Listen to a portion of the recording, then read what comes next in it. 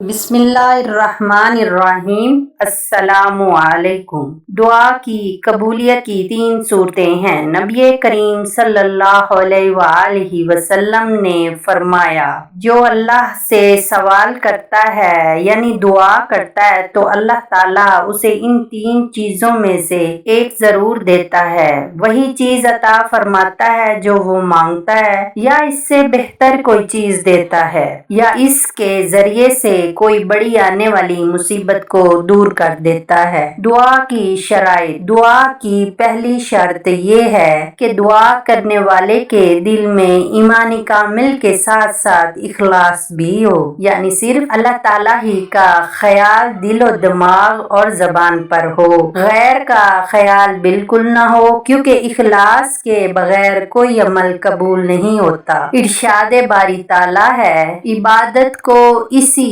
اللہ کے لیے خاص کرتے ہوئے اسے پکارو۔ دوسری شرط یہ ہے کہ کھانا پینا اور پہننا وغیرہ حلال اور پاکیزہ کمائی کا ہو۔ اگر حرام کی آمیزش ہوئی تو دعا قبول نہیں ہوگی۔ رسول اللہ صلی اللہ علیہ وآلہ وسلم نے ایک شخص کے بارے میں فرمایا، ترجمہ: پراگندہ سر اور گرد آلود آدمی لمبا سفر کرتا ہے، دونوں ہاتھ آسمانوں کی طرف اٹھا کر دعا کرتا ہے، اے میرے رب، اے میرے رب، حالانکہ اس کا کھانا پینا اور پہننا حرام طریقوں سے ہے اور حرام ہی سے اس کی پرورش ہوئی ہے، تو اس کی دعا کس طرح قبول ہوگی؟ پھر آپ صلی اللہ علیہ وآلہ وسلم نے فرمایا کہ اسی لیے اللہ تعالیٰ نے نبیوں کو کسب حلال کا حکم دیا ہے۔ اے رسولوں، حلال روزی کھاؤ